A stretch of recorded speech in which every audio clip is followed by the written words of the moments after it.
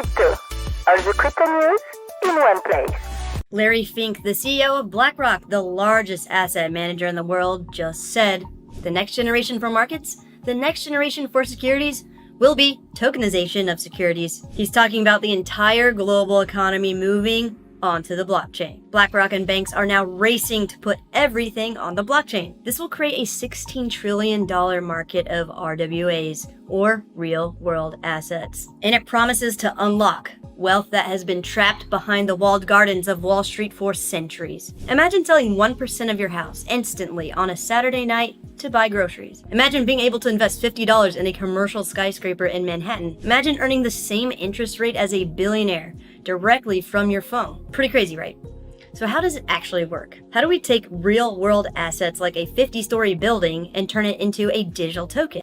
Money funnels into index funds with zero judgment calls. And if you haven't noticed, ETFs are the new gravity wells of capital. Take Bitcoin ETFs as a good example.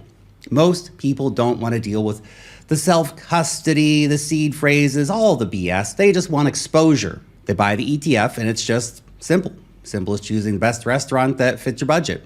It's effortless, it's easy, it's convenient, and apparently pretty safe if you trust BlackRock. Every 2 weeks, millions of paychecks hit bank accounts.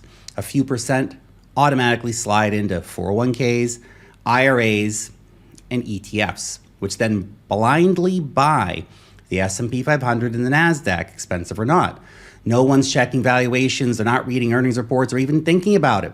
They're just dollar cost averaging in for the 20, 30-year time frame so they can retire in peace.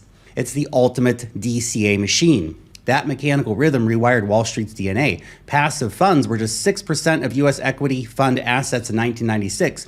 Today, nearly 60% of equity fund capital flows passively. That's according to Avantis Investors. Even in pure ownership terms, passive funds now control about 18% of all US stocks, a figure that has tripled in just 10 years. The math became self-reinforcing. Relying on traditional banks for day-to-day spending is now a huge risk for us, especially in crypto, because we can easily lose our ability to spend on a whim from a bank. Unwarranted security blocks, seizures, bail-ins, freezes, blacklisting, flat-out account closures with no explanations are on the rise. And so many people are unaware of how easily we can lose spending power. And losing spending power means we can't pay our rent, our mortgage, car loan, utility bills. We literally cannot buy food. We are at the mercy of traditional banks for our very own survival. I'm crazy. This is crazy. It's just, crypto's wild. Anyways.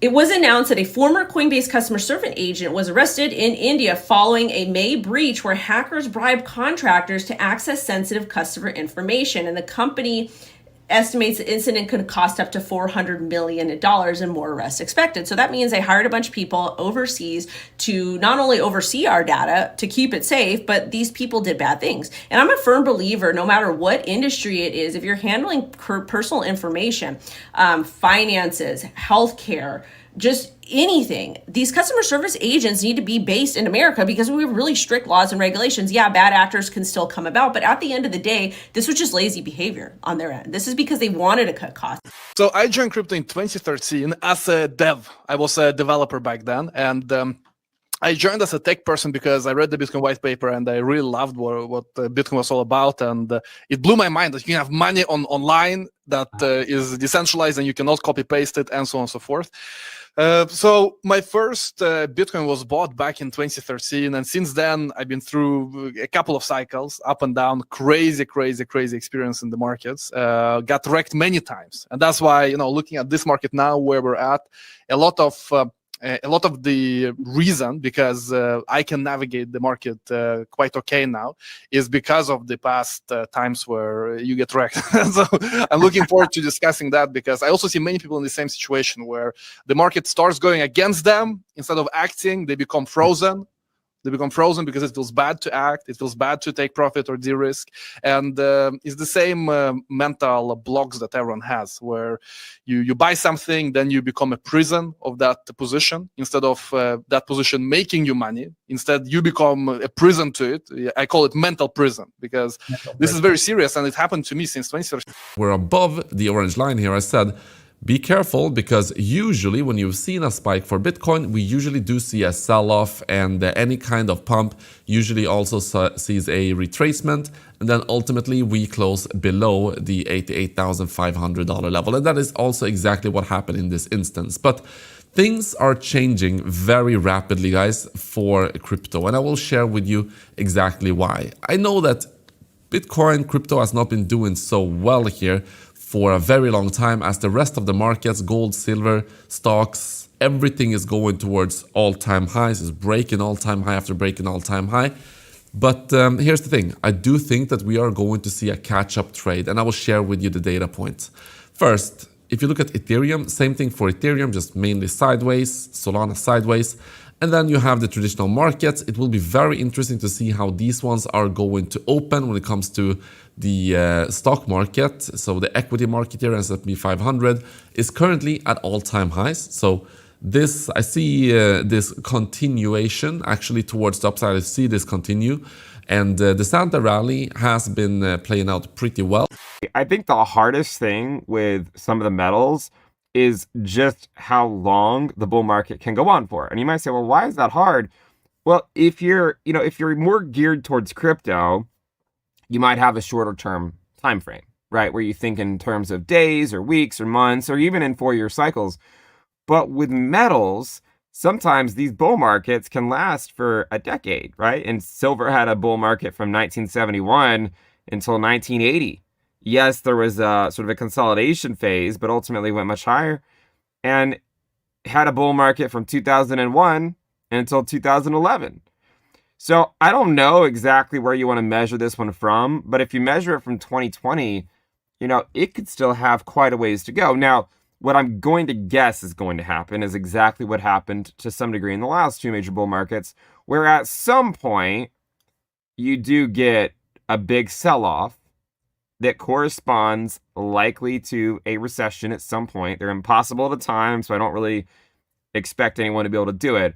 But I disagree with this. 15 billion Bitwise CIO Matt Hogan disagrees with this. He says, I expect the market to be up next year. The Bitcoin 4-year cycle is dead. Expect a 10-year institutional driven grind upward that started in 2024. Listen to his explanation on this. I tend to agree. I think the 4-year cycle is being replaced by a 10-year grind, by which I mean there are big new forces in the world. They started coming in with the launch of the ETF in January of 2024. They were accelerated by regulatory progress in January of this year. We have the growth of stablecoins and tokenization. I think those forces are bigger and stronger than the forces that historically caused the 4-year cycle. So specifically, I expect the market to be up next year. And so therefore, from that perspective, I think the 4-year cycle is quote unquote dead. I can straight away see Bitcoin is obviously compressing right now, right? The volatility is getting lower and lower, and I'm going to go more in depth about that in a second.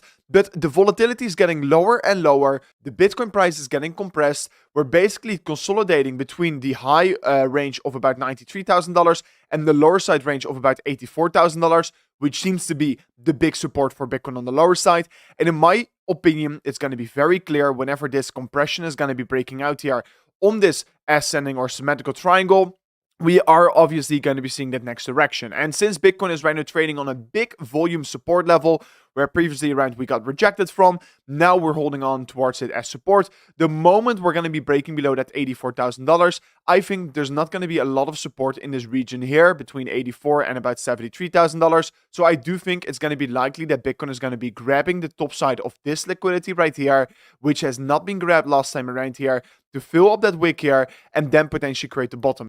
To 3.1k as a strong area of resistance, and if we break out past that point in that situation, I'd expect more resistance at just above 3.2k, around 3230 to 3250, and more resistance at around 3.4k. And as for support, I would expect a lot of support at around 2.8k, especially in between 2750 to 2.8k, acting as strong support. And zooming into this area right here, but staying on the daily Ethereum price chart, we still have a possible head and shoulders pattern, which is mostly formed at this point. But in order to actually confirm this bearish head and shoulders pattern, confirming a bearish price target at much lower price levels, In that situation, we first need to confirm a breakdown with a confirmed candle close here on the daily time frame below this neckline, basically below these lows at around 2.8k. And so at least for now, in the immediate short term, obviously the price is avoiding the breakdown, avoiding confirming this price pattern, a bearish price pattern.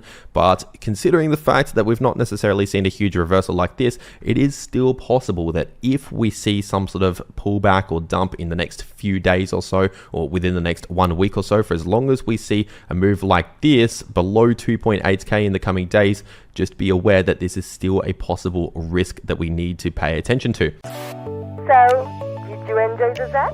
Let me know in the comments.